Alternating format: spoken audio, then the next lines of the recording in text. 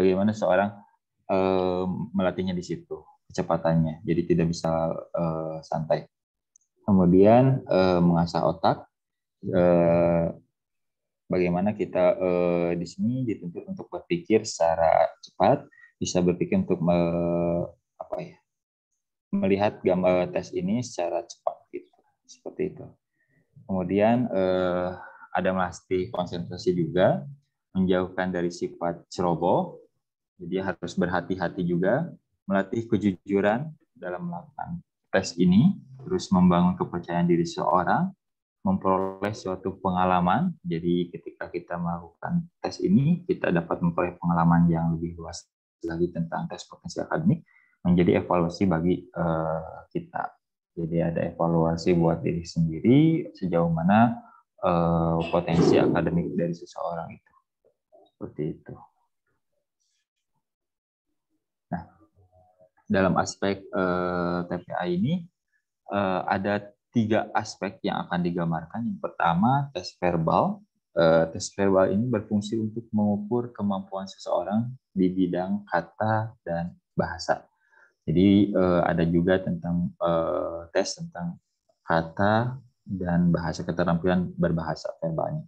Yang kedua, ada tes angka. Tes angka berfungsi mengukur kemampuan seseorang di bidang angka dalam rangka berpikir terstruktur dan logis matematis. Yang ketiga, tes gambar atau tes spasial. Tes spasial atau tes gambar berfungsi mengukur daya logika ruang yang dimiliki seseorang. Nah, di sini ada jumlah soalnya. Ada ketika tes verbal dan logika itu dari nomor 1 sampai 12, 19 sampai 29, 45 sampai 48. Tes angka atau numerikal dalam tes ini nomor 13 sampai 18, 30 sampai 44, 49 sampai 55. Tes gambar atau nonverbal itu nomor 56 sampai 70. Itu pembagiannya di tes potensi akademik ini. Gitu. Mungkin itu saja dari saya. Bisa dilanjutkan sama Kang Reza. Oke, terima kasih Kang Anwar. Selanjutnya saya akan menjelaskan mengenai validitas dan reliabilitas dari tes potensi akademik seri A untuk SMA dan SMK. Validitas yang digunakan di sini adalah pertama validitas tampilan. Validitas tes potensi akademik seri A ditinjau dari tampilan tes, diketahui sudah memiliki validitas yang tinggi. Hal ini ditinjau berdasarkan redaksi bahasa dari tiap butir soal yang sudah cukup jelas dan sudah disesuaikan dengan tingkat pemahaman siswa SMA ataupun SMK. Isi dari tiap soal juga sudah jelas sesuai dengan kategori soal yang tersedia, yaitu kategori verbal dan logika, numerikal, serta nonverbal atau gambar. Ditinjau dari cara menjawab soal juga sudah jelas, di mana siswa nantinya akan memilih salah satu jawaban yang tepat dari 5 jawaban yang disediakan di dalam soal. Nah, validitas selanjutnya itu adalah validitas isi. Validitas isi ditinjau, diketahui juga telah tes TPA ini sudah memiliki validitas isi yang tinggi. Hal ini ditinjau dari kesesuaian antara nomor soal dengan kisi-kisi yang tersedia. Selain itu, diketahui juga bahwa tiap soal sudah sesuai dan tidak menyimpang, sehingga tidak memerlukan kemampuan ataupun pengetahuan tambahan dari tiap aspek ataupun bidang kemampuan yang diujikan. Artinya, untuk bagian verbal yang dipelajari oleh siswa adalah mengenai sinonim, antonim, padanan kata, dan sebagainya. Terus dari numerikal tentu perhitungan dasar seperti aritmatika dan lain sebagainya. Terus tes gambar itu tentu melihat bagaimana perubahan gambar selanjutnya, mengisi gambar yang kosong dan lain sebagainya. Hanya bahan belajar yang akan dipelajari oleh siswa hanya berkisar pada bagian itu saja gitu. Terus sedangkan pada sisi reliabilitas, kami menggunakan reliabilitas interpreter ya. Ini dari penelitian yang dilakukan oleh Periantolo dan juga Arif. Periantolo menggunakan tes TPA ini dan kemudian mencoba untuk mengukur nilai alpha Cronbach's-nya yaitu sebesar 0,87. Sedangkan Arif dalam penelitian yang dilakukan juga menggunakan tes potensi akademik itu setelah diukur nilai alpha Cronbach's-nya itu sebesar 0,737. Nah, Sugiono menjelaskan bahwa pada dasarnya nilai alpha yang berkisar dari 0,6 sampai 0,79 itu sudah memiliki tingkat reliabilitas tinggi. Sedangkan nilai alpha pada 0,8 dan sampai 1 itu sudah memiliki tingkat reliabilitas yang sangat tinggi. Jadi dari dapat ditarik kesimpulan bahwa pada dasarnya berdasarkan reliabilitas interpreter ini diketahui sudah masuk pada tingkat yang tinggi gitu reliabilitasnya. Selanjutnya mengenai administrasi dan waktu pelaksanaan kepada Teh Nurlaila, saya persilakan. Baik, terima kasih Kang Raja. Saya akan melanjutkan mengenai tentang administrasi dan waktu pelaksanaan. Jadi tes TPA ini kan terdiri dari 70 soal. Nah, itu dikerjakan dalam waktu 60 menit. Terus apa sih langkah-langkah dalam pelaksanaan tes? Nah, sebelumnya pertama itu tester memberikan petunjuk umum kepada para siswa tentang manfaat tes dengan menguraikan dengan kata-kata tes. Yang kedua itu sebelum melakukan tes, yang pasti tester itu menyediakan alat-alat tulis untuk tes seperti pulpen, terus alat coret gitu kan. Misalnya jika tes dilaksanakan dengan manual, maka itu harus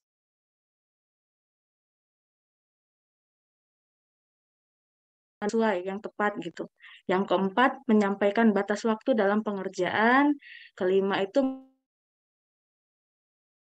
membaca petunjuk yang terdapat dalam buku tes dan peserta tes membacanya di dalam hati. Selanjutnya kan. Nah, kan tadi ini tesnya tuh ada 2 tuh ya, lembar jawaban sama soal. Terus tiap soal itu disediakan jawaban A, B, C, D, dan E. Nah, nanti pesertanya itu dipandu untuk memilih jawaban yang mana yang sesuai dengan pernyataan yang telah diberikan. Terus nanti pesertanya disuruh membaca soalnya dengan teliti dan mengerjakannya dengan cepat karena kan punya batas waktu gitu ya. Selanjutnya, kalau misalnya di dalam soal TPA-nya itu terdapat hal-hal yang sulit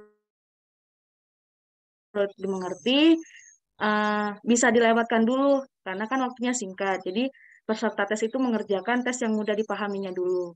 Selanjutnya, bila peserta tes itu nggak bisa ngejawab soalnya gitu.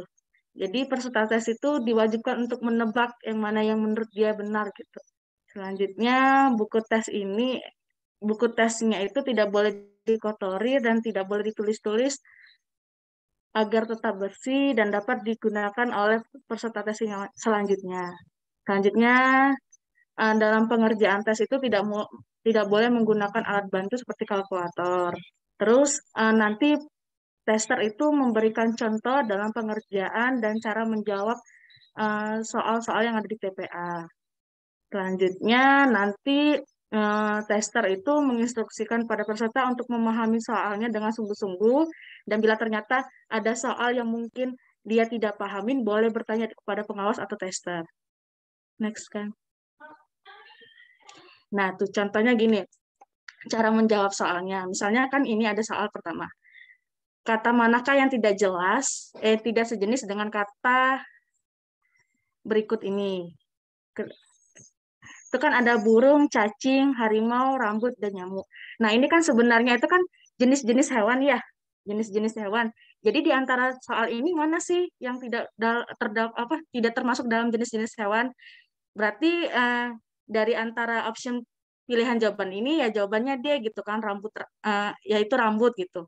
Nah, contoh keduanya itu tentang kertas, pensil, papan tulis. Nah, itu kan merupakan alat tulis gitu kan yang berhubungan, saling menghubungkan, kata-kata saling menghubungkan gitu. Kadang-kadang kan siswa itu tidak mengerti tuh itu apa maksudnya ya. Nanti kan dia nanya tuh sama tester. Nah, tester menjelaskan maksudnya itu gimana. Dalam contoh soal yang nomor 2 ini dijelaskan bahwasanya ini tentang yang berhubungan dengan pernyataan soalnya gitu. Kalau yang nomor 3 itu mengenai deret angka. Nah, terkadang ada siswa itu yang tidak mengerti maksudnya ini gimana gitu kan. Apa ini angka 12, 10, 14, 12 itu apa? Nah, itu dijelaskan oleh tester gitu maksudnya apa. Boleh next kan? Nah, terus kan udah dilakukan tester kepada peserta tes, setelah dilakukan uji tes kepada peserta tes, nah, maka tester akan melakukan perskoringan gitu. Nah, perskoringan itu ada dua ini, apa ya namanya? Pokoknya hanya ada dua, benar atau salah. Nah, kalau misalnya jawabannya benar, itu maka poinnya 1. Nah, jika jawabannya salah, itu poinnya 0. Nah, hasil tahu atau tidaknya itu benar, nah itu nanti akan berdasarkan oleh kunci jawaban. Nah, next kan. Nah, ini kunci jawaban dari tes TPA yang ditemukan sama Kang Reja kemarin. Ini diminta sama Bapak juga. Ini adalah kunci jawabannya. Jadi nanti kalau misalnya siswanya sudah mengerjakan, kita cara mencari scoringnya itu berdasarkan kunci jawaban ini.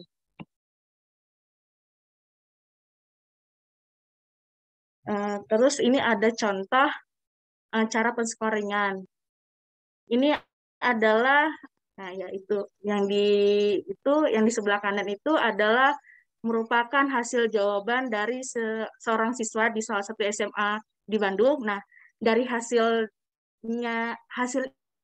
isiannya itu setelah diperiksa terdapat 34 soal yang benar dan 36 soal yang salah. Selanjutnya tentang interpretasi nanti akan dijelaskan oleh Kang Reja. Oke, terima kasih. Dan Nurlaila, selanjutnya itu mengenai interpretasi dari hasil yang sudah diperoleh. Jadi setelah dilakukan scoring, nanti akan diperoleh skor mentah gitu ya dari dari hasil tes potensi akademik yang dilakukan oleh siswa. Nah, hasil skor mentah yang telah diperoleh akan ditransformasikan agar didapat skor akhir dari hasil tes potensi akademik. Nah, rumusnya itu untuk mentransformasikan hasil dan memperoleh skor akhir itu adalah skor tes potensi akademik sama dengan jumlah soal benar dibagi dengan jumlah total soal dikali 600 ditambah 200 gitu. Untuk mengetahui passing grade dari skor yang telah diperoleh dapat digunakan rumus sebagai berikut, yaitu passing grade sama dengan jumlah soal benar per jumlah total soal. Nah, tadi kan sudah kita peroleh hasil skor mentah tadi ya. Nah, pembagiannya tuh bentuk interpretasinya itu kurang lebih seperti ini. Ini pertama mengenai tabel bagaimana passing grade-nya itu. Di sini bisa dilihat bahwa skor tertingginya itu adalah 800 dan skor terendahnya itu 200 dengan rentangnya itu mulai dari 00 hingga 1 gitu. Bentuk dari interpretasinya itu kurang lebih seperti ini. Nah, hasil dari pengisian sebelumnya itu diketahui bahwa jumlah soal benar itu ada 34. Nah, jumlah soal yang salah itu ada 36 dan jumlah total soal itu ada 70. Untuk memperoleh skor tes potensi akademik ini dilakukan perhitungan yaitu 34 yaitu jumlah soal benarnya itu dibagi dengan 70. 34 dibagi 70 dikali dengan 600 ditambahkan 200. Dapat 0,84 dikali 600 ditambah 200 jadinya 291 ditambah 200 hasilnya adalah 491. Nah, hasil ini nih dari yang 34 ini juga kita bisa interpretasikan di mana letak passing grade-nya gitu. Nah, untuk menghitung passing grade itu dari jumlah soal benar itu dibagi dengan jumlah total soal. Jadi letak passing grade-nya itu di 0,84. Nah, terus dalam interpretasi ini apakah bisa dibagi per aspek? Tadi kan Kang Anwar juga udah jelaskan bahwa ada 3. Sebenarnya di beberapa sumber kami temukan 4, tapi yang untuk TPA di UPI ini bagian yang logikanya itu disamakan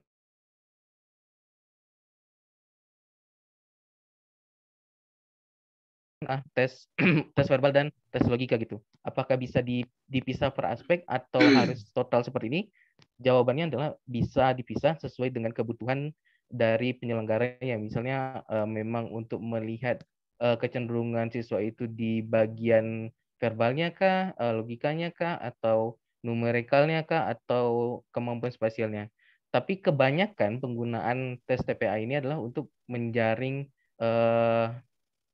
mahasiswa gitu ya. Artinya menjaring mahasiswa ataupun menjaring pekerja di karyawan atau dan lain sebagainya gitu. Jadi biasanya memang yang diperlukan itu hanya skor akhirnya itu aja gitu. Sekian penjelasan dari kelompok kami. Kami kembalikan kepada moderator. Terima kasih kepada kelompok yang telah menyajikan materi. Selanjutnya Pak dilanjut ke kelompok berikutnya ya Pak. Boleh diskusi dulu, boleh yang lain terserah, enggak? Balik rumah bagusnya. Enggak. Baik. Untuk kelompok sebelumnya mungkin ada yang ingin ditanyakan terlebih dahulu teman-teman. Silakan raise hand atau open mic. Ya, baik Bu Kiki. Ada lagi? Silakan Bu Kiki terlebih dahulu untuk menyampaikan pertanyaannya.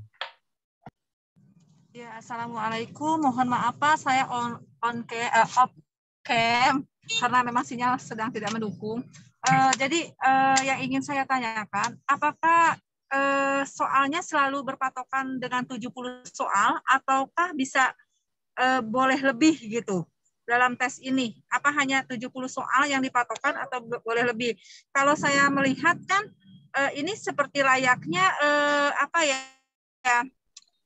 Kayak ulangan gitu, kayak ulangan. Jadi ada benar, ada salah, dan dibagi dengan jumlah soal. Nah, apakah soalnya lebih dari 70, bisa lebih, atau memang harus 70? Terima kasih. Baik, terima kasih Bu Kiki. Silakan kepada kelompok penyaji, apakah ingin berdiskusi terlebih dahulu? Langsung jawab aja, Kang. Oh iya, terima kasih. Mungkin.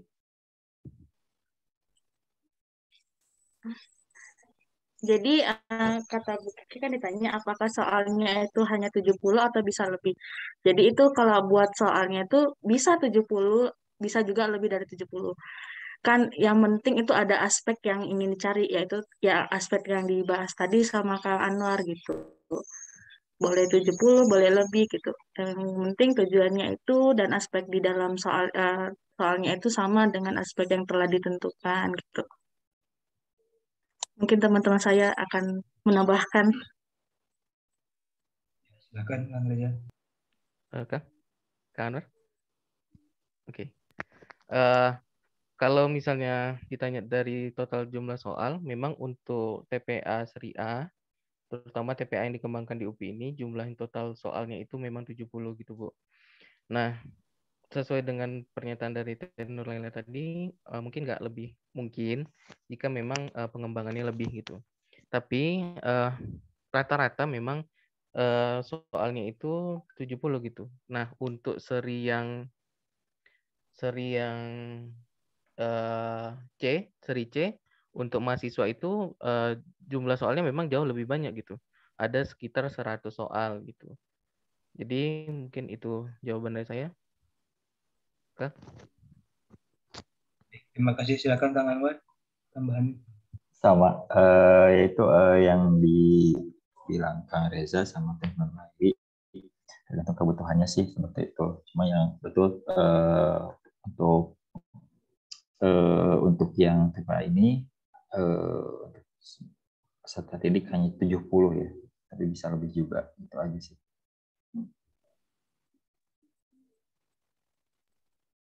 Baik, bagaimana Bu Kiki? Apakah ada jawaban dari teman-teman lainnya? Tidak ada. Bu Kiki bagaimana?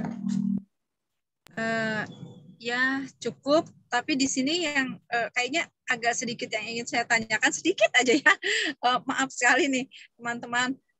di situ kan berarti kalau misalnya hasilnya 0, tadi kan ya yang betul dibagi per 70, 0, sekian dia adanya di rentang mana ya. Berarti mungkin kalau bisa lebih dari 70 berarti ada apa ya? Ada bagiannya lagi kali ya. Mohon izin menjawab, Kang Rifa. Kalau misalnya saya udah coba tuh, saya coba-coba ya. Kalau satu aja benernya berapa gitu. Terus kalau lebih gimana gitu. Karena konsep dari interpretasi itu sendiri ditambah 600 ditambah 600 dan dikali 200. Jadi antara jumlah soal benar dan total soal itu akan berkisar di situ aja gitu Bu rentangnya. Tetap rentangnya ada 10 rentang, paling tinggi 800, paling rendah 200. Saya coba hitung kalau satu soal itu mungkin sekitar 208 gitu. Satu soalnya gitu. Jadi mau berapapun jumlah soalnya, interpretasinya akan tetap sama. Paling tinggi itu 800. Jadi yang jadi patokan itu adalah jumlah benar per total soal. Jumlah benar per total soal ditambah 600 dikali 200. Kurang lebih kayak gitu, Bu. Jadi hasilnya ya tetap akan berkisar paling tinggi rentangnya atau passing rentang nilainya itu paling tinggi 800, paling rendah 200. Untuk passing grade yang paling rendah 0, paling tinggi itu 1. Itu, Bu. Oh iya, baik, terima kasih. Berarti paham. Iya. Terima kasih Bu Kiki dan teman-teman penyaji. Apakah ada yang ingin bertanya kembali? Silakan, dipersilakan teman-teman. Bapak Ibu Kang Tete, silakan.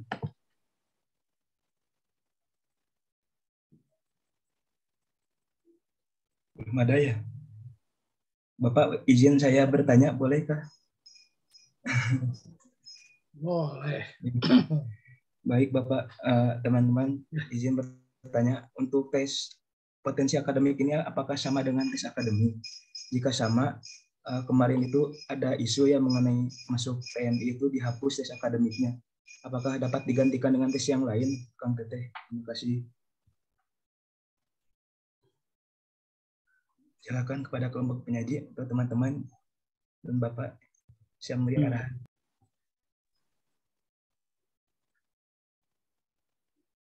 Oke, saya nambahkan dulu ya. Jadi apakah akademik atau non-akademik ya, itu tergantung dari yang mau mengujinya mau apa yang ingin diketahuinya. Itu ya. Jadi mau akademik itu yang terkait dengan hasil belajar mungkin gitu ya. Tapi yang non-akademik itu yang potensi akademiknya ini gitu.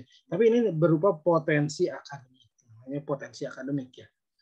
Nah, jadi boleh mau apa aspeknya tergantung yang ingin diukur gitu. Mau akademiknya ya terserah gitu. Mau non akademiknya terserah. Jadi tujuan tes itu tergantung dari pengembang. Nah, pengembang biasanya mengacu pada tujuan yang sudah dirumuskan terlebih dahulu. Nah, tuh, jadi tujuannya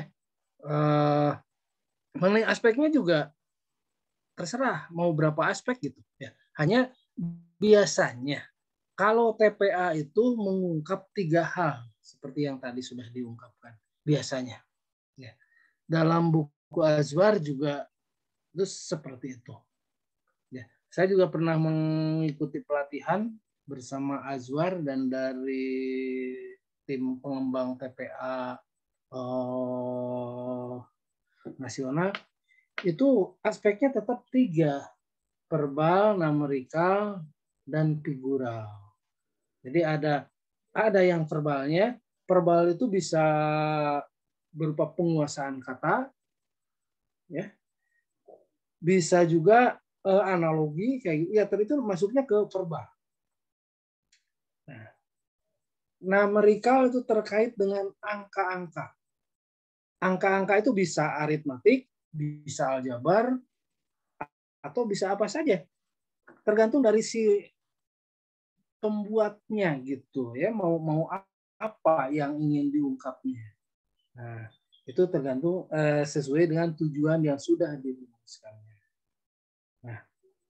Itu yang pertama tentang pengembangannya ya. Seperti yang pernah saya temukan itu, misalnya di sini ada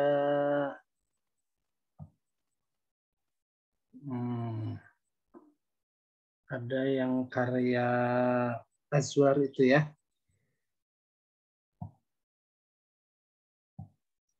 Nah, menurut Azwar ya kayak gini nih. Konsep TPA itu seperti ini. Ada yang kuantitatif, ada penalaran, ada simbol-simbol dan sebagainya. Ini yang dikembangkan oleh Azwar.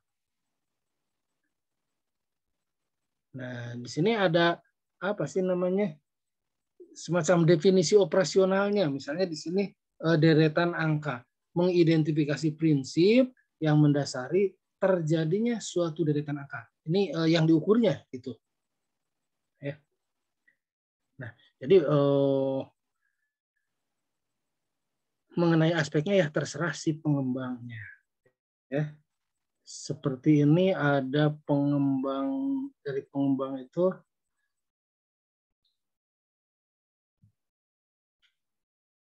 ini subtesnya, ada verbal, ada kuantitatif, dan ada penalaran gitu.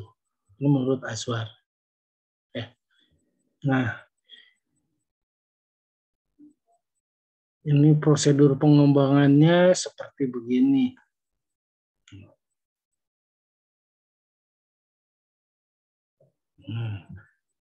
Kemudian jenis-jenis soalnya juga tergantung si pengembangnya. Hanya tadi terkait dengan jumlah soal. Jumlah soalnya mau 70, mau 100, mau berapa itu terserah. Biasanya seperti waktu saya mengembangkan di UPI itu ada sekian ratus soal ketika kita mengembangkan. Tapi setelah itu nanti kan ada analisisnya. Analisis. Apa yang dianalisis dari soal itu? Ada tingkat kesukaran, ada daya pembeda, ya, jadi ada daya pembedanya. Apakah soal itu mampu membedakan antara orang yang belajar dengan yang tidak belajar, orang yang punya potensi dengan yang tidak punya potensi, itu adalah daya pembeda. Tingkat kesukaran ya bahwa kalau yang diungkap itu adalah kemampuan seseorang gitu, maka soalnya itu harus soal-soal yang susah. Itu kalau kita ingin mendapatkan orang yang memang bagus dalam bidang itu. Tuh. Susah atau sulit yang betul. Nah, itu tentang jumlah soal. Jadi boleh aja. Yang jadinya ini yang 70 itu yang di UPI itu, yang 70 itu asalnya kita 120 rasanya mengembangkan instrumen itu. Nah, di analisis dengan berbagai metode, berbagai cara kan, ya. Tapi kita menggunakannya metode yang metode jadul gitu ya. Masih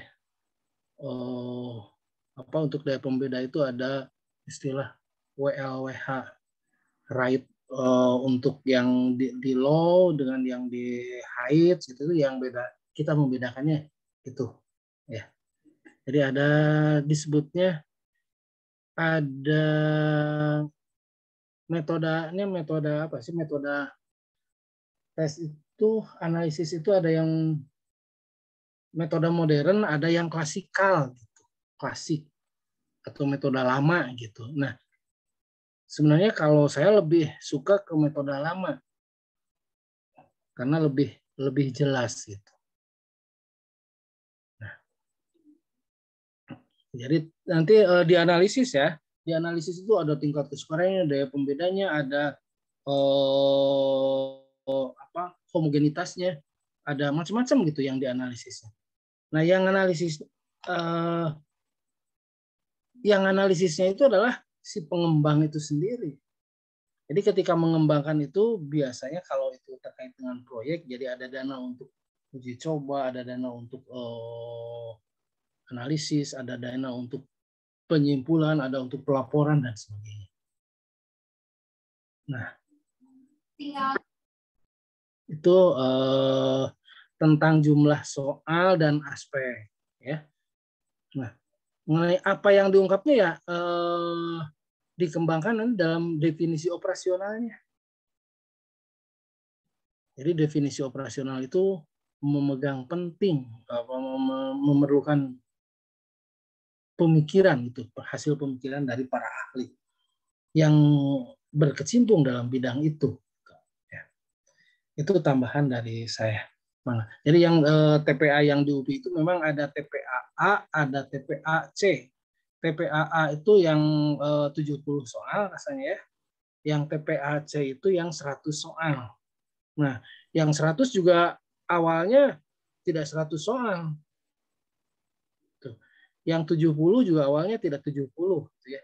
Itu jadi 70 itu setelah kita menentukan kriteria berdasarkan aturan-aturan yang disepakati oleh tim gitu. Nah, begitu ya. Secara ringkas begitu. Enggak, dilanjut. Izin bertanya Pak, boleh? Ya, silakan. Iya Pak, saya tadi melihat Bapak menjelaskan terkait dengan ada menganalisis daya kesukaran soal.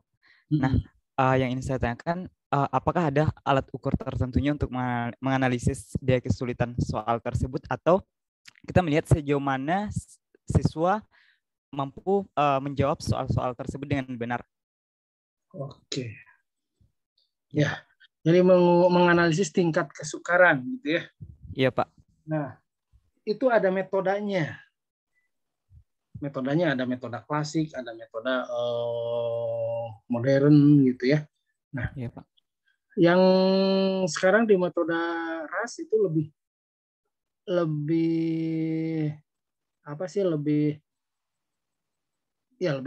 bagus gitu ya. Tapi yang saya pahami itu lebih paham ketika hasil analisis atau menganalisisnya itu dengan metode konvensional, metode lama. Karena jelas langkah-langkahnya.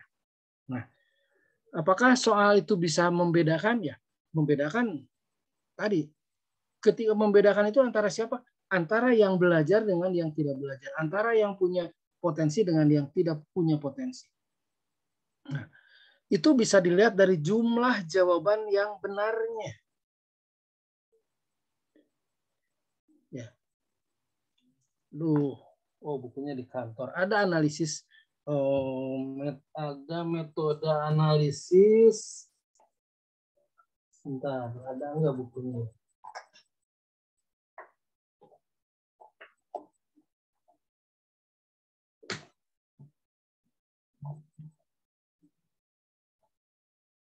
Oke, bukunya di kantor, numpuk di kantor ya.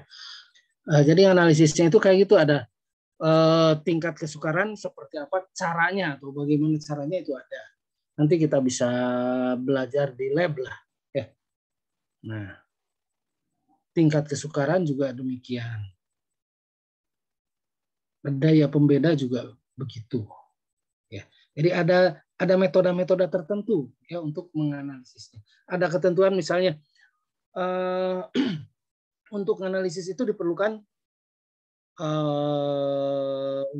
untuk menentukan kelompok unggul, kelompok asor, istilahnya unggul asor gitu kalau dulu.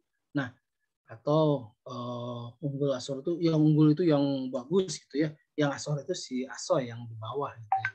Nah, itu ditentukan antara kalau menurut C.F. Aizar gitu, ada buku-buku Aizar gitu ya. Itu untuk menentukan kelompok unggul dan kelompok asor itu 27 sampai 33%. Jadi kelompok kelompok unggul itu 27 sampai 33%. Jadi boleh kalau misalnya 100 orang yang kita analisis ya. Nah, jadi boleh 27 orang, boleh 28, boleh sampai 33 orang. Nah, itu ketentuannya. Jadi 27 sampai 33% untuk menentukan kelompok unggul dan kelompok asornya. Nah, yang dibandingkan itu daya pembeda itu adalah dalam metode lama, yaitu antara orang yang unggul dengan yang asor, yang pintar dengan yang tidak pintar itu. Yang dibedakan itu si asor dengan si unggul gitu.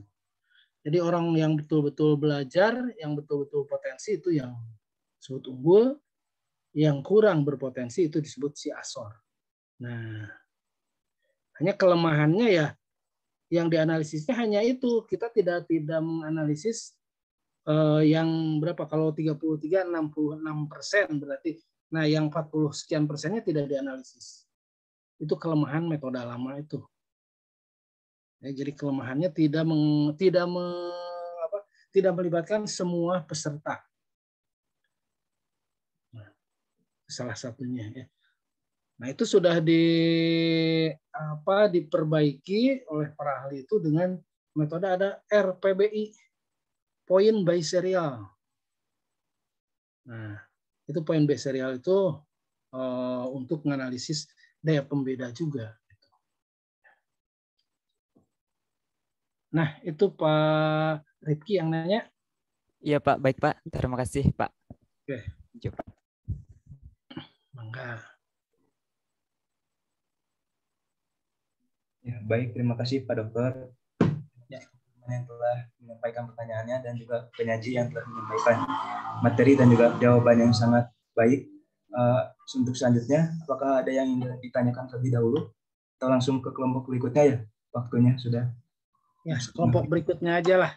Baik, silakan kepada kelompok Teh Rizky ya. Terima kasih kelompok kelas B yang telah menyampaikan materi. Ternuhun. Silakan. Terima kasih Bapak, terima kasih Kak Rifa. Ya. Baiklah, bismillahirrahmanirrahim. Assalamualaikum warahmatullahi wabarakatuh. Waalaikumsalam warahmatullahi wabarakatuh. Kami dari kelompok 4 ingin mempresentasikan yakni tentang TKKB, yaitu tes ketahanan dan ketenangan berpikir. Nah, izin share screen pada teman-teman semua.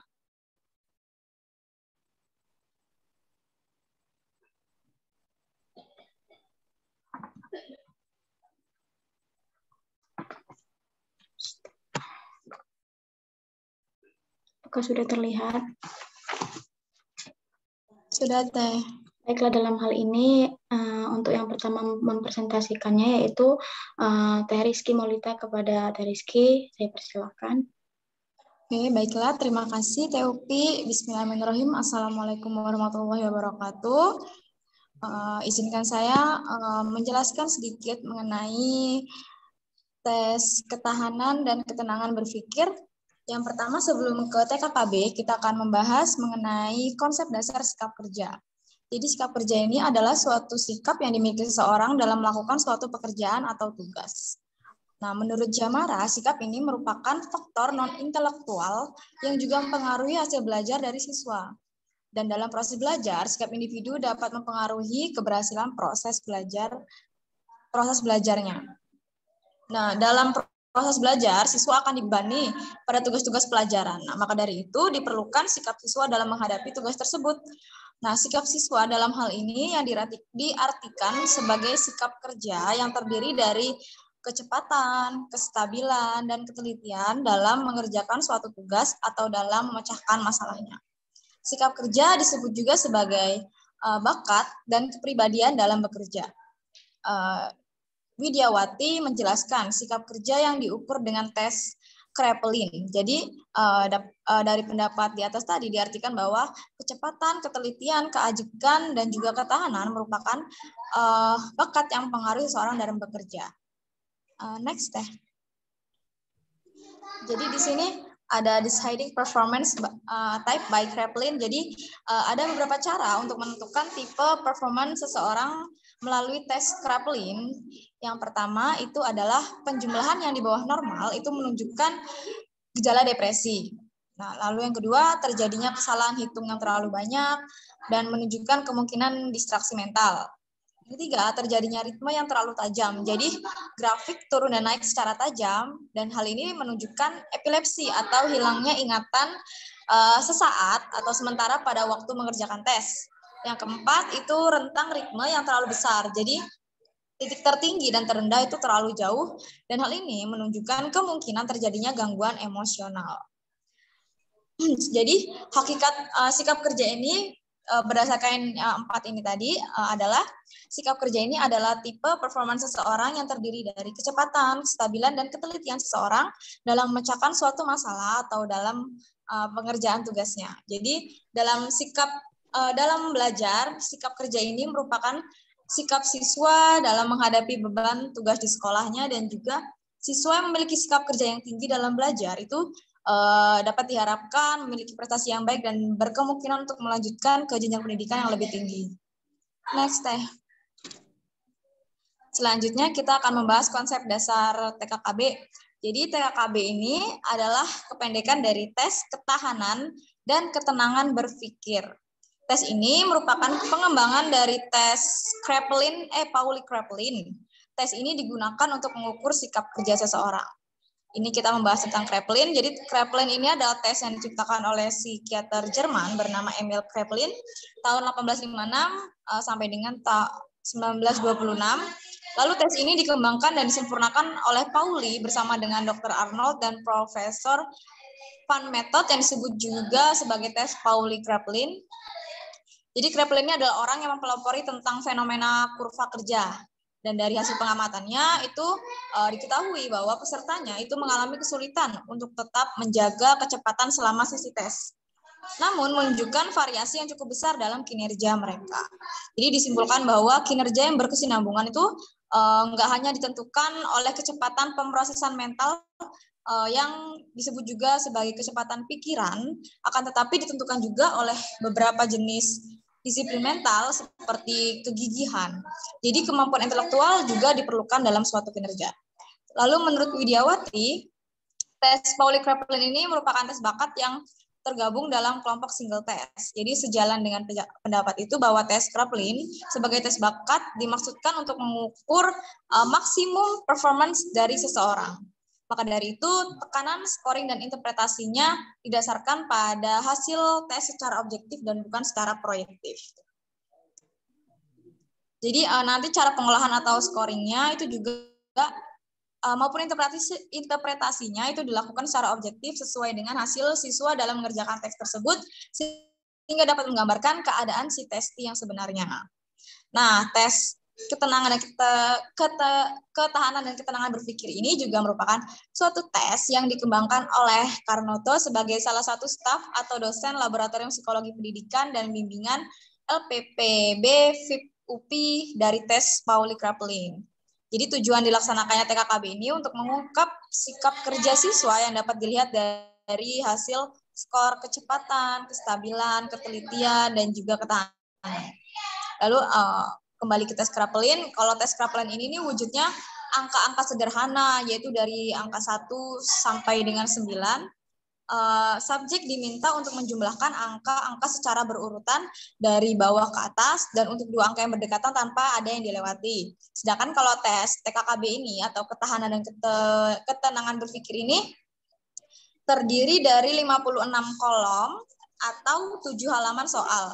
Nah, setiap kolomnya itu memiliki deretan angka yang harus dikerjakan sesuai dengan aturannya. Nah, tes ini digunakan untuk beberapa kepentingan yang terkait dengan aspek yang diungkap dari tes tersebut.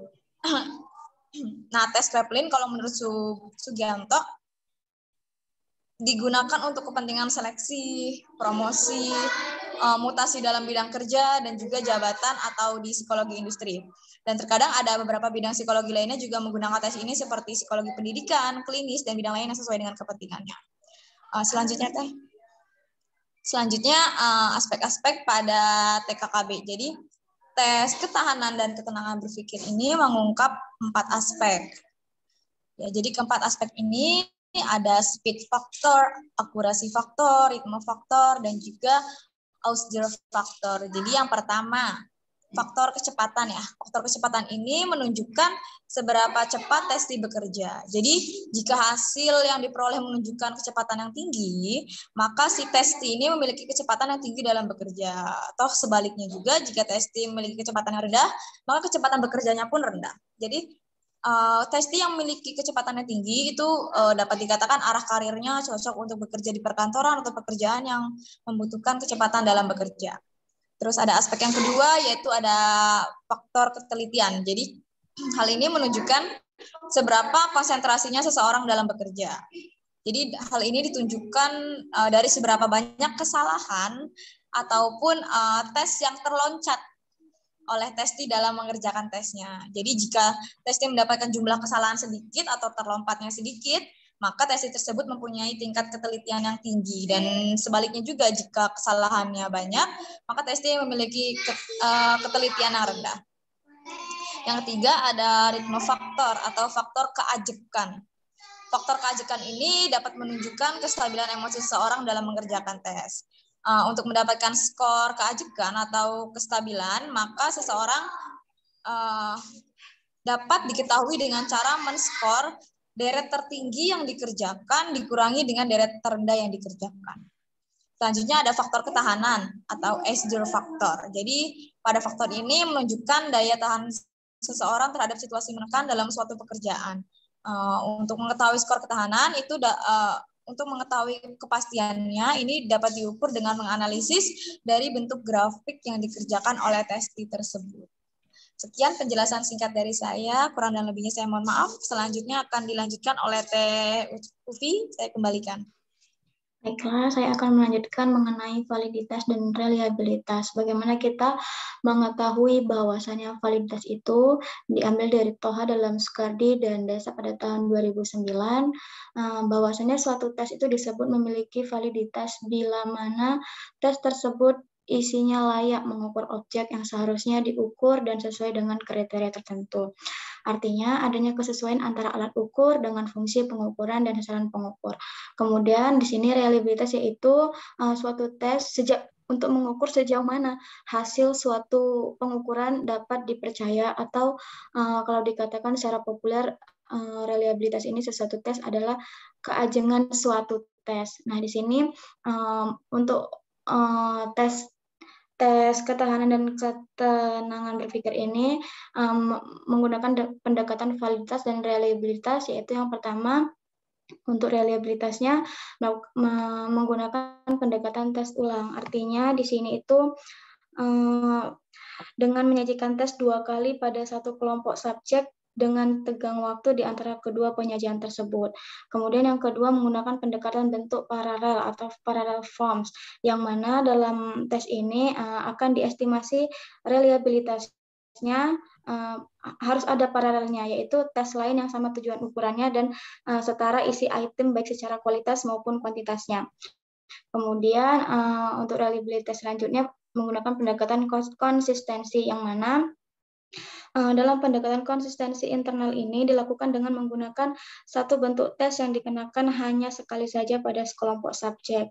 Tujuannya yaitu untuk melihat konsistensi antara item atau antara bagian dalam tes itu tersendiri. Kemudian untuk validitasnya menggunakan validitas prediktif, yakni untuk meramalkan atau memprediksikan keberhasilan seseorang berdasarkan hasil skor yang telah didapatkan. Kemudian menggunakan validitas konsekuensi, yaitu maksudnya jika ada satu tes dan data kriteria dikumpulkan, kemudian dikorelasikan dan menghasilkan konkurensi tes. Nah, di sini akan saya jelaskan tentang selanjutnya mengenai administrasi validitas, administrasi dan pelaksanaan tes ketahanan dan ketenangan berpikir. Nah, yang pertama yaitu membagikan lembar tes dengan isian identitas di sebelah atas. Nah, perlu kita ketahui tes ketahanan dan ketenangan berpikir ini bisa digunakan untuk anak SMA atau SMK. Nah, untuk administrasi yang kedua untuk melakukan pelaksanaan tes yang kedua yaitu menginstruksikan kepada testi untuk mengisi nomor pemeriksaan nama, tanggal lahir, dan tanggal pemeriksaan. Kemudian memberikan testi bahwasannya pekerjaan ini harus dilakukan secara secepat-cepatnya. Untuk pekerjaan ini sebaiknya jangan ada benda-benda yang menghalangi di atas meja. Dan aturlah cara duduk testi agar testi itu merasa nyaman. Kemudian tester membicarakan petunjuk pengerjaan tes TKKB.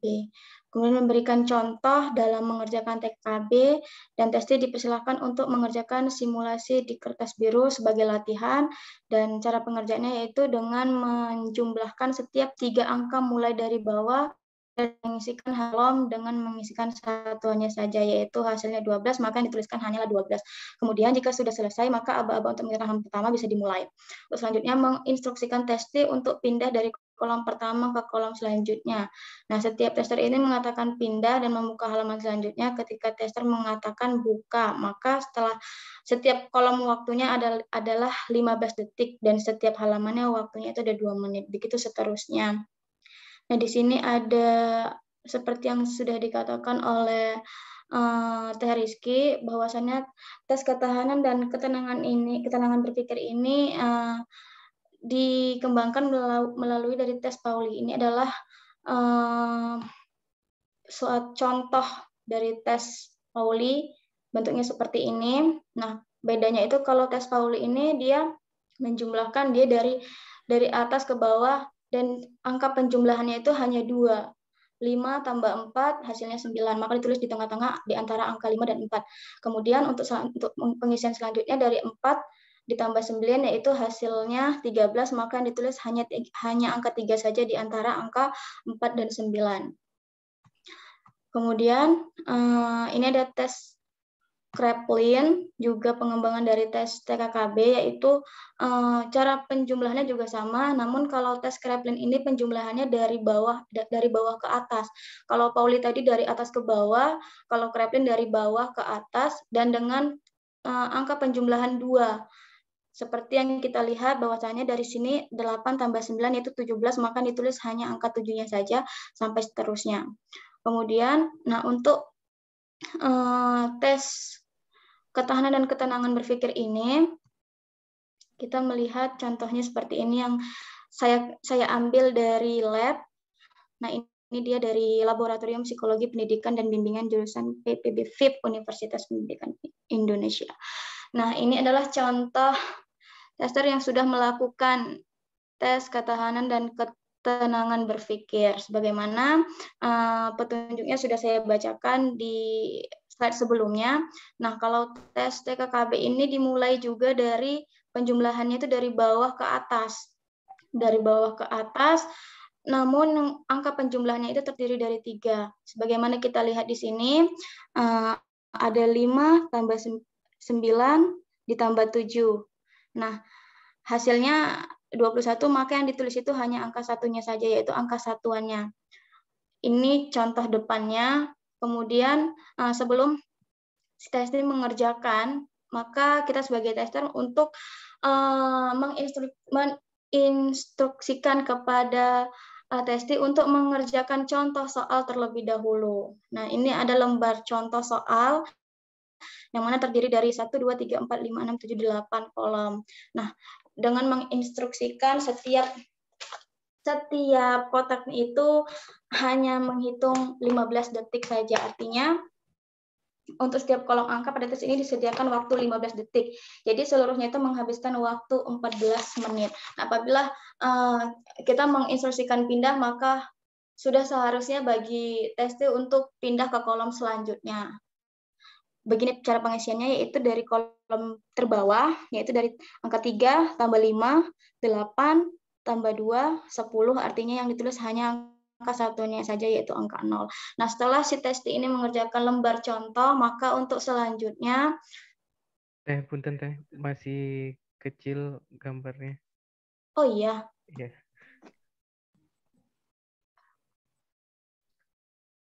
Gini sudah terlihat belum? Belum. Di new kecil share, Teh. Di new share. Coba bentar ya.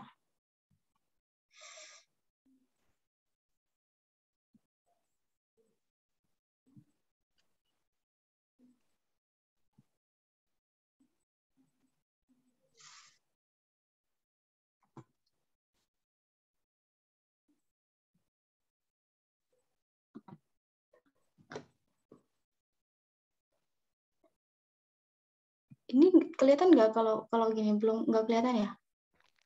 Belum.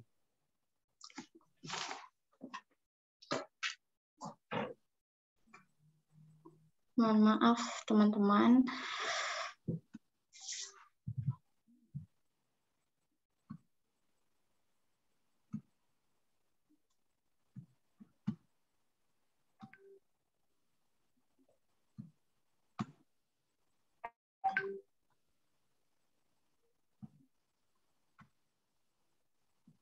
Mana sih?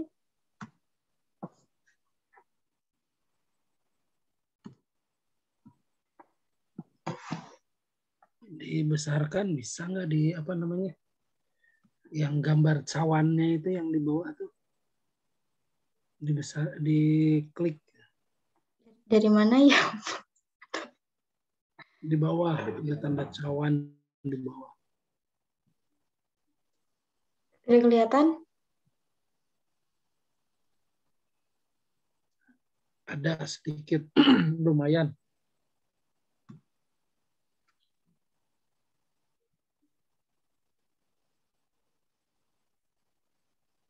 Gini sudah terlihat? Lumayan deh. Nah, ini sudah lembar pengerjaannya. Kalau ini terlebih dahulu tadi kita memerintahkan si testing untuk mengerjakan lembar contoh ya, 1 halaman, kemudian ini sudah masuk ke lembar pengerjaan lembar soal yang mana soalnya itu terdiri dari 56 kolom, yaitu 7 lembar. Artinya di sini ada 1, 2, 3, 4, 5, 6, 7. Nah, untuk penilaian atau scoringnya biasanya untuk kolom pertama itu tidak dinilai. Jadi melihat hasil salah benarnya atau lompatannya berapa, kita memulai dari angka 1 di bawah ini. Nah, sampai selanjutnya itu, dan juga biasanya di kolom terakhir itu di sini angka 54. Nah, di sini itu bintang, artinya kolom terakhir juga tidak ikut dihitung atau dihitung jumlah benar dan salahnya. Selanjutnya untuk scoring dan interpretasi akan disampaikan oleh Bunda Siti Masrini. Pada Bunda, saya persilahkan, saya tutup dulu share screen-nya karena beliau akan menjelaskan dari Excel. Terima kasih. Baik, Teh Upi dan Teh Rizky, terima kasih banyak. Di sini saya akan melanjutkan presentasi dan saya mencoba untuk memaparkan scoring dan intervensi. Sebelumnya saya mohon maaf kepada Pak Yaya dan rekan-rekan semua, izin off cam karena kalau saya share screen biasanya laptopnya jadi nge-lag seperti itu. Oke.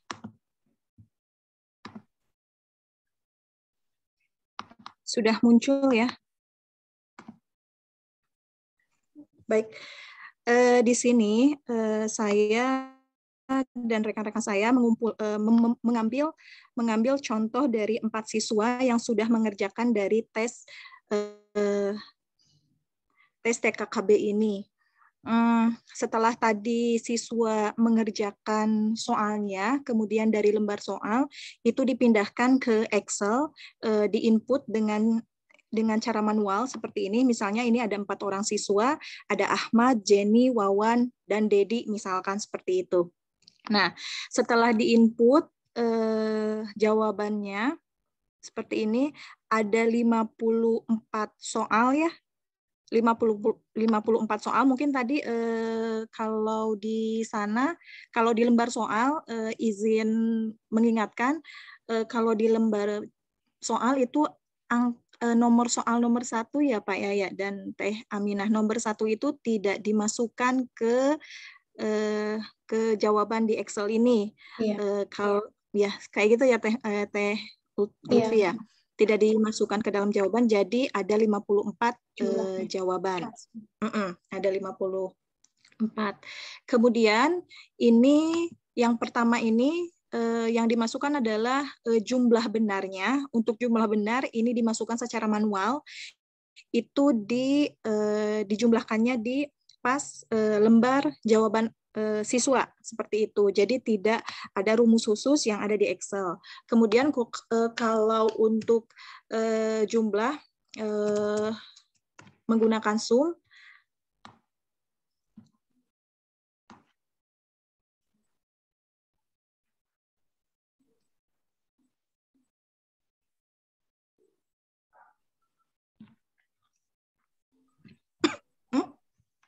ya, ini untuk jumlah keseluruhan jawaban dari siswa tersebut.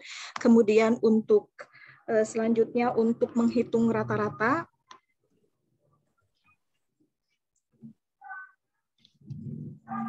Kemudian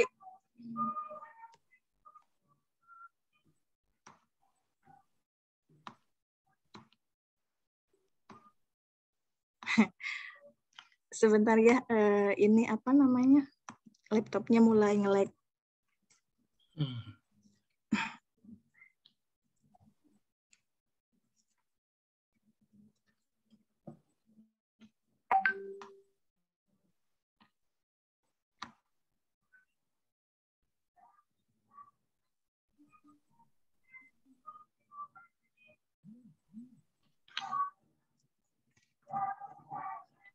Oke. Ini untuk rata-ratanya. Kemudian di tes TKKB sendiri ada 4 poin yang akan dinilai, yakni adalah kecepatan, kestabilan, ketelitian, dan ketahanan. Di sini kita akan memulai menghitung bagaimana cara menghitung kecepatan, kestabilan, ketelitian, dan ketahanan. Ya. Untuk menghitung kecepatan, dari kecepatan sendiri ini, rumusnya ini adalah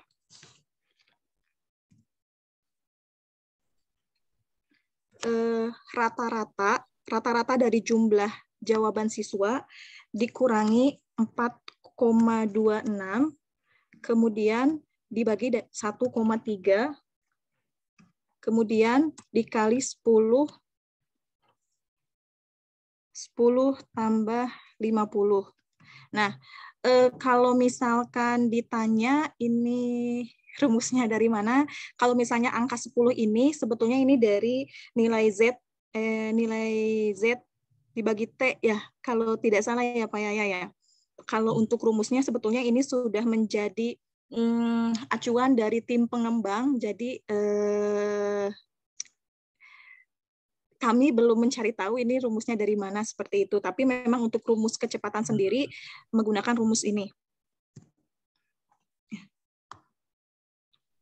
Seperti itu, teman-teman.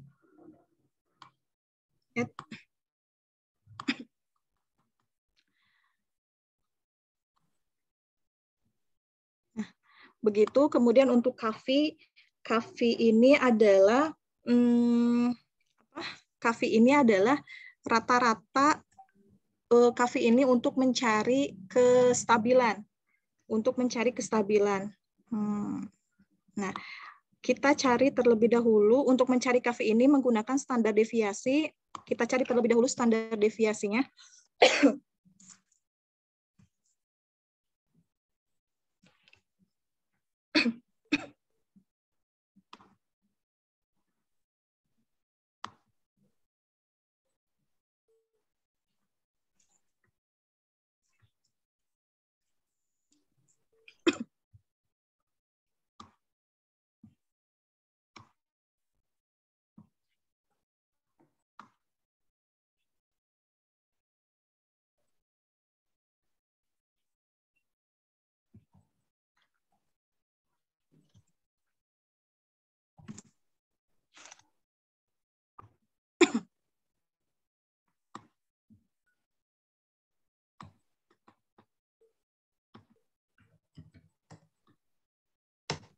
Oke, sudah didapatkan standar deviasinya, kemudian kita cari KV-nya.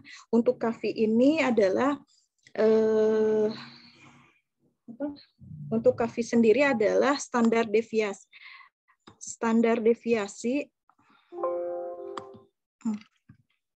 Standar dibagi dengan rata-rata dari jumlah dari jumlah jawaban siswa. Seperti itu.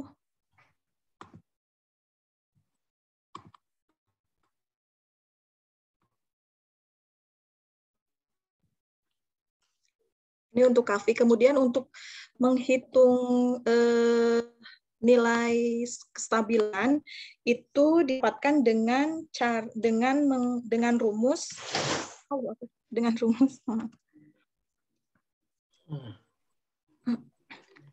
KV dikurangi 0,34 kemudian dibagi 0,12 kemudian dikali lagi nilai dari ZT.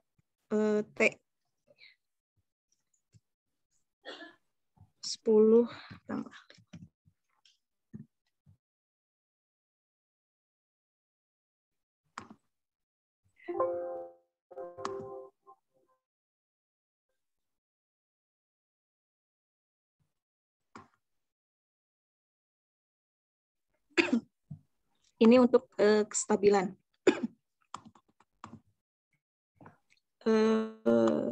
Ya. Nah, kemudian ini untuk mencari ketelitian dimulai dengan mencari dari teliti ini sendiri, yakni jumlah benar dibagi dengan jumlah keseluruhan dikali 100. Ini untuk rumus dari teliti. Ini digunakan untuk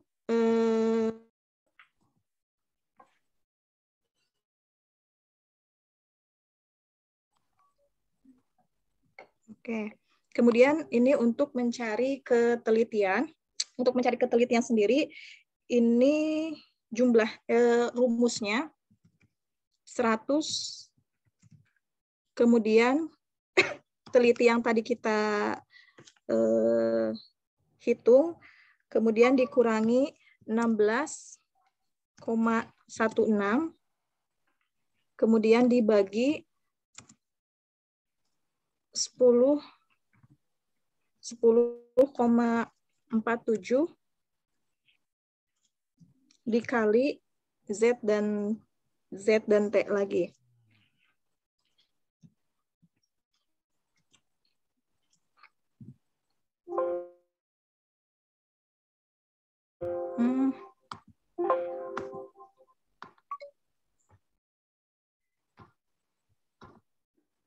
Ya. Nanti kita praktekkan di lab ya, biar semuanya bisa. Semua akan saya tes juga itu. Ya. Kurang lebih nanti rumusnya mungkin di-share-kan. Sebetulnya ini Bapak sudah ada hasilnya. Ya, ini sudah dicoba yang kemarin. Ini sebetulnya teman-teman hasilnya. Nah, hasilnya seperti ini. Nah, untuk intervensinya sendiri, teman-teman yang ini ya, teman-teman yang sikap kerja, bukan yang ini, sikap kerja dari cepat, stabil, teliti, dan ketahanan. Jika memang untuk interpretasinya sendiri, 65 itu sangat tinggi, kemudian 55 sampai 64 itu tinggi, kemudian 45 sampai 54 itu sedang, 35 sampai 44 itu rendah, dan 35 di bawah dari nilai 35 rendah sekali. Itu saja, mohon maaf kepada Pak Yaya dan rekan-rekan semua atas kekurangan dan keterbatasan saya. Assalamualaikum warahmatullahi wabarakatuh. Terima kasih kepada Teh Rizky dan juga Teh UPI, Teh Lutfi. Silakan pada teman-teman yang ingin bertanya, dipersilakan. Mohon izin bertanya, Ya, Pak Yaya dan Kang Rifa, kepada kelompoknya Teh Rizky, Teh Aminah juga. Yang ingin saya tanyakan, berarti kan pada dasarnya tes ini kan didasarkan dari Pauli dan Kraepelin. Nah, bedanya kan kalau misalnya di Kraepelin ya, itu kan ada disuruh testinya itu diminta untuk menggaris gitu dalam waktu 3 menit ya kalau nggak salah, nanti disuruh garis gitu kan. Nah, berarti tes yang ini nggak ada disuruh garis, cuman disuruh pindah aja gitu ya. Itu satu. Yang kedua adalah yang ditulis itu tadi angka puluhannya atau angka satunya atau gimana? Tadi saat Teh Aminah menjelaskan, slide-nya masih kecil. Setelah dibesarkan, saya masih bingung. Itu yang ditulis yang puluhannya atau yang satuannya gitu. Mungkin gitu aja, Kang Rifa. Terima kasih, Kang. Terima kasih, Bapak. Ya, terima kasih, Kang Reza. Untuk sebelum nanti ada penguatan dari Pak Dokter, silakan kepada penyaji untuk berdiskusi atau menjawab pertanyaan Kang Reza. Baik, boleh langsung saya jawab atau boleh izin share screen sekali lagi ya untuk supaya lebih jelas.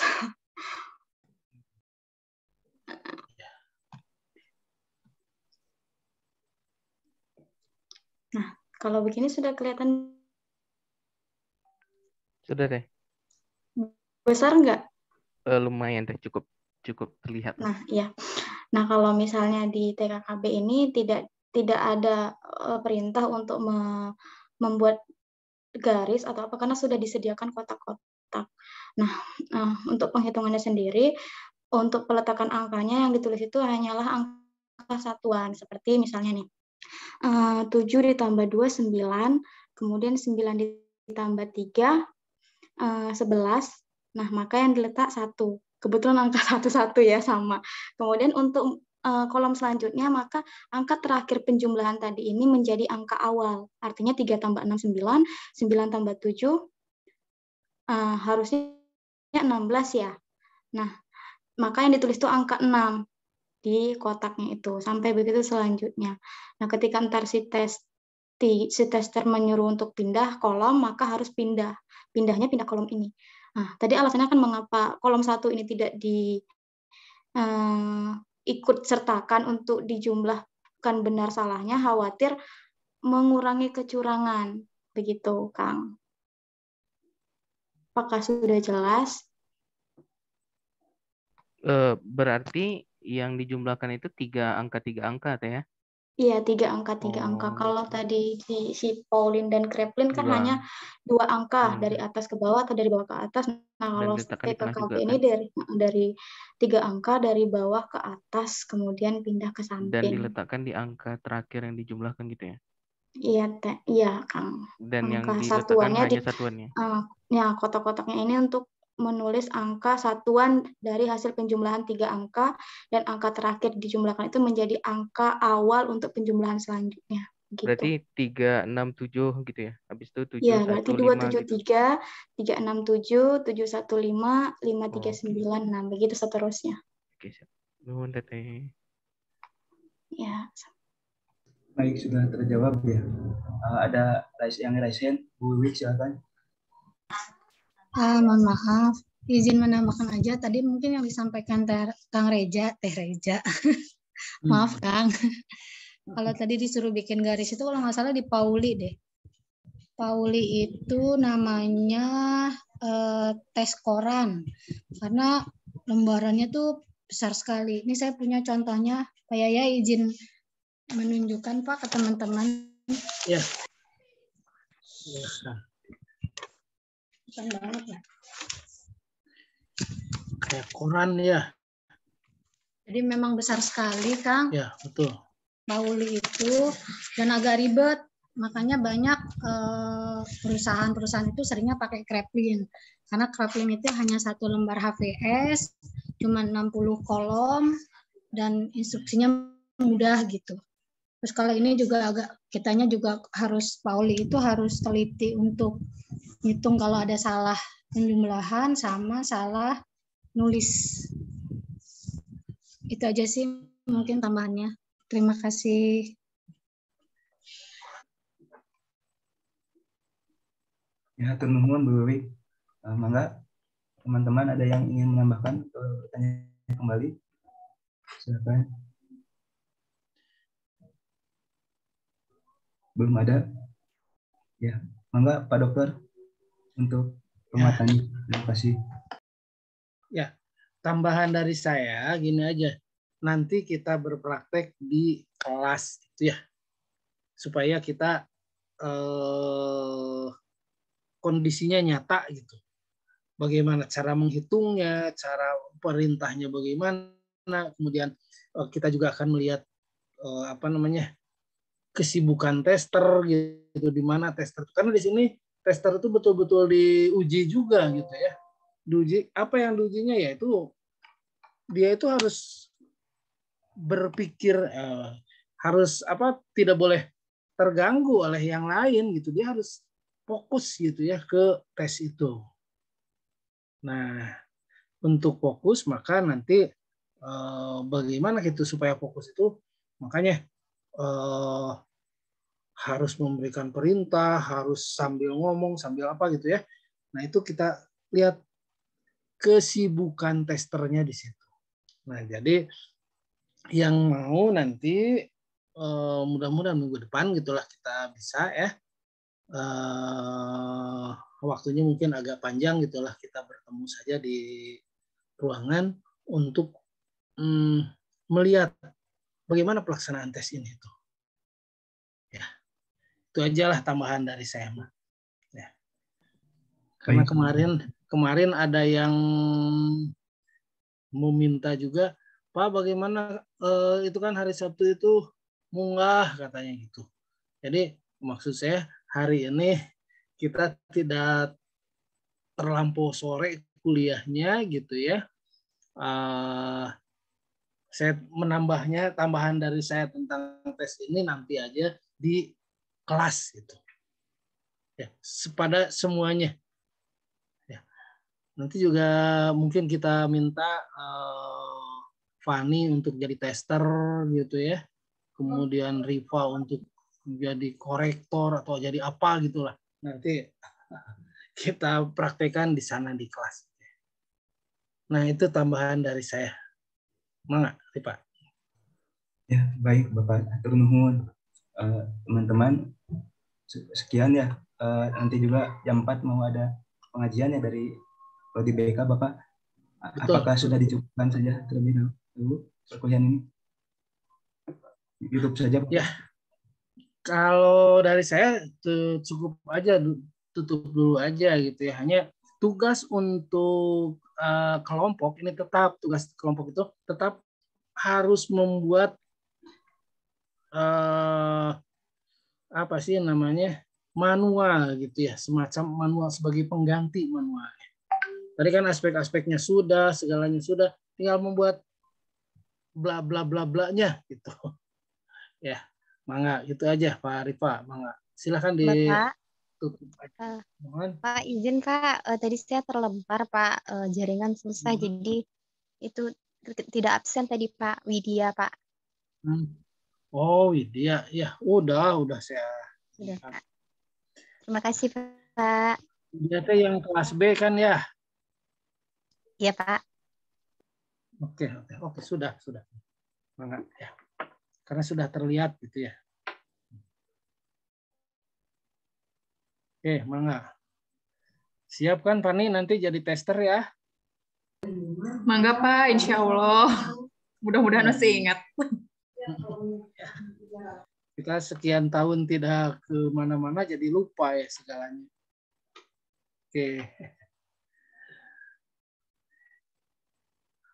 Ya gitu aja lah kalau kuliah dari saya. Maka yang dari Ripa silakan mau ditutup dulu. Oh ya Bu, terima kasih kepada kelompok penyaji dari kelompok T kelas A dan kelas B.